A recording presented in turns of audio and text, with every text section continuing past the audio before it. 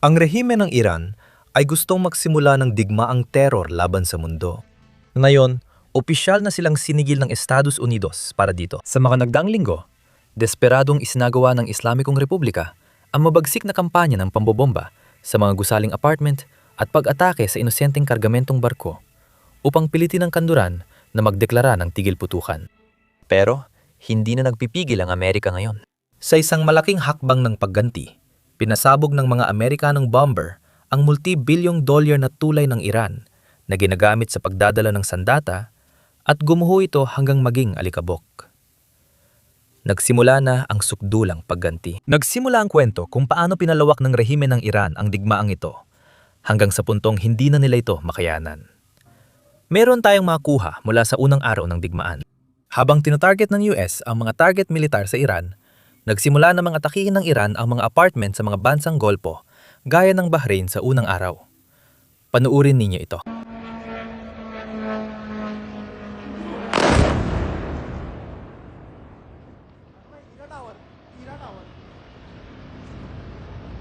Kahit sinabi ng Bahrain, Kuwait, Saudi Arabia, Qatar at UAE na hindi pwedeng gamitin ng US ang kanilang base o himpapawid laban sa Iran, inatake pa rin sila ng Iran.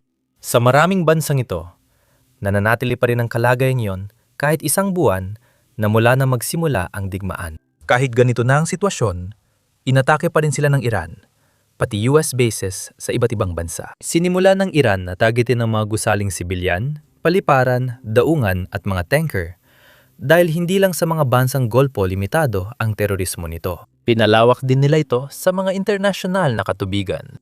Sinimula nilang targetin ang mga barkong pangkargang sibilyan at tanker sa Strait of Hormuz, isang mahalagang lagusan na wala sa jurisdiksyon ng Iran. Ito ay pandaigdigang daanan ng tubig na may pantay na karapatan ang bawat bansa na dumaan. Ang ipinapakita sa screen ay mga kuhang mula sa mga marinong Thai na sinusubukang tumawid palabas ng kipot sa Golpong Arabe na posibleng naubusan na ng pagkain at supply. Sinubukan nilang makauwi pero inatake sila habang paalis. Galing sila sa Thailand, isang bansang walang kinalaman sa digmaang ito. Patuloy pa rin tinatarget ng Iranian Navy, IRGC Navy, ang mga ito. Ngayon, maaari niyong sabihin na wala ng ibang pagpipilian ang Iran. Hindi kayang tapatan ng Iran ang militar ng US. Ngunit, hindi nito binabago ang katotohanan na tinatarget ng militar ng Iran ang mga sibilyan. Ang tawag dyan ay terorismo. Hindi mahalagang dahilan ng terorismo.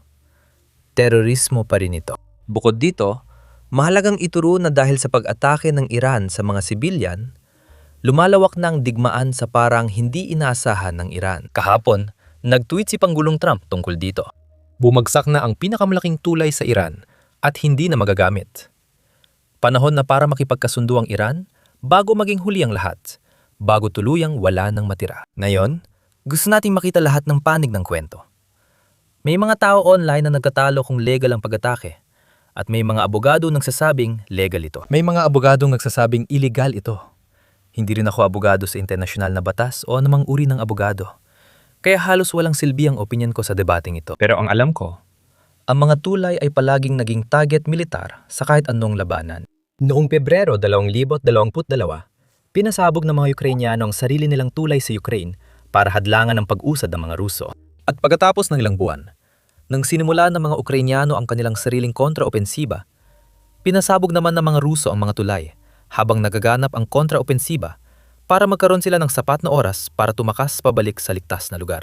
Mula nang maimbento ang mga tulay, sinisira na ito ng mga hukbo. Hindi rin basta tulay ito sa Iran.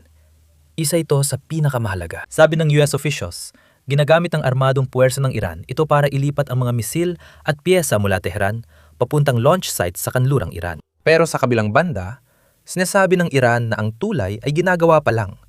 Kaya nagkakaroon ng bagong debate kung saan nagtatanong ang mga tao kung paano magagamit ng militar ang tulay kung ginagawa pa lang ito. Dito nagsisimula ang problema ng buong debat, kung paano pinapatakbo ng mga Iranian ang tulay. Dapat nabuksan na ang tulay para sa publiko nung nakaraang taon, pero sabi nila, ginagawa pa ito kaya hindi pa nabuksan. Nangyari rin ito ilang buwan na ang nakalipas. Ginagawa pa rin daw kaya hindi pa magamit ng publiko ang tulay. Sa kabila ng sinasabing ginagawa pa ang tulay, Ginagamit na ito ng militar. Na ito si dating YouTuber 2CTV na mas mahusay magpaliwanag. Pakinggan ninyo. Itong tulay na ito, B1, ay hindi bahagi ng pamana ng Iran. Isa itong bagong tulay, bagong gawa na tulay na hindi pa nga nabubuksan. Dalawang dahilan kung bakit ito tinamaan. Dapat sana ay bubuksan na ito opisyal para sa trapiko mas maaga ngayong taon. Sa totoo lang, dapat 2 taon nang nakalipas o noong nakaraang taon kung anuman. Naantala ito dahil hindi ganun ka-epektibo ang Islamic Socialist na mga patakaran sa ekonomiya. Naantala na naman ito. Dapat bukas na ito 2 buwan na ang nakalipas pero hindi pa rin handa. Gaya ng nakikita mo sa larawan, hindi pa tapos. Pero pinalabas ng mainstream media na parang tapos na. Ipinakita nilang parang aktibong tulay ito na dumadaloy ang trapiko at basta tinatamaan ng mga Amerikano at Israeli ang mga inosenteng sibilyan. Isa itong krimen sa digmaan. Kalma lang, ang dahilan kung bakit ito tinamaan ay dahil hindi pa talaga ito opisyal na bukas.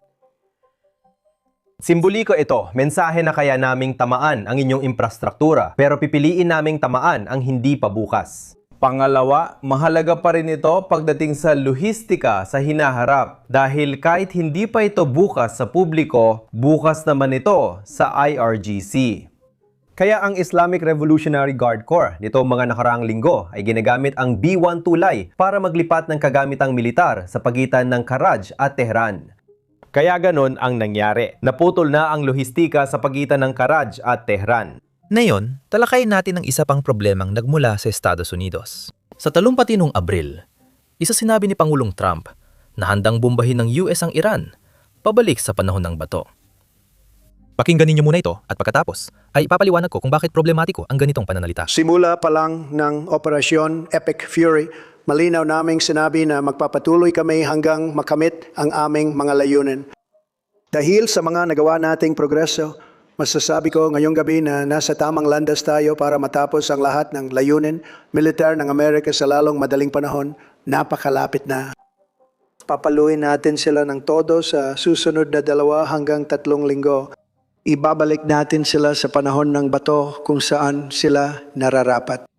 Patuloy ang mga pag-uusap na yon, hindi pagpapalit ng rehimen ang ating layunin. Hindi natin sinabi na pagpapalit ng rehimen, pero naganap na ang pagpapalit ng rehimen dahil namatay lahat ng orihinal nilang mga pinuno. Patay na silang lahat. Ang bagong grupo. Nakakita ka ng pag-atake sa tulay? Legal yon kasi target militar ito. Pero lalo lang pinalalakas ni Pangulong Trump ang mga laban sa digmaan at nagbibigay ng dahilan sa telebisyong pang-estado ng Iran. Pinapakita nito na tila nais ng Amerika, saktan pati mga sibilyang Iranian, hindi lang ang rehimen. Kaya madaling gawing panalo ito ng kabilang panig sa kanilang kwento. Mahalagang linawin na hindi sinadyang targetin ng US ang sibilyang lugar sa Iran. Ngunit hindi pa rin nakakatulong ang ganitong pananalita. Habang nangyayari ang lahat ng ito, ang Iran mismo ay gumagawa ng totoong mga krimen sa digmaan na patuloy pa rin nangyayari sa loob ng bansa. Ngayon, bago natin pag-usapan yan, mabilis lang na paalala na pindutin ang like at subscribe button sa ibaba. Malaking tulong talaga ito sa amin, lalo na kapag pinag-uusapan natin ang terorismo at mga krimen sa digmaan ng Iran. Ang AI algorithm ng YouTube ay agad nire-restrict ang video kapag narinig ang mga salitang ito dahil sa advertiser-friendly policy. Kaya malaking tulong ang suporta ninyo. Mag-focus na tayo sa balita. Nagre-recruit na ang Iran ng mga batang 12 taong gulang sa mga kampanyang militar ng IRGC. Malinaw na sinabi ng Amnesty International na ito ay isang krimen sa digmaan na ginagawa ng rehimen ng Iran. Illegal ito ayon sa kahit anong batas ng UN na gusto mong tingnan. Sigurado akong walang internasyonal na abogado na nagtatalo rito. At tuloy-tuloy pa rin ang mga pagbitay araw-araw. Kahapon, binitay ng Iran ang 18 anyos na lalaking sumali sa protesta noong Enero.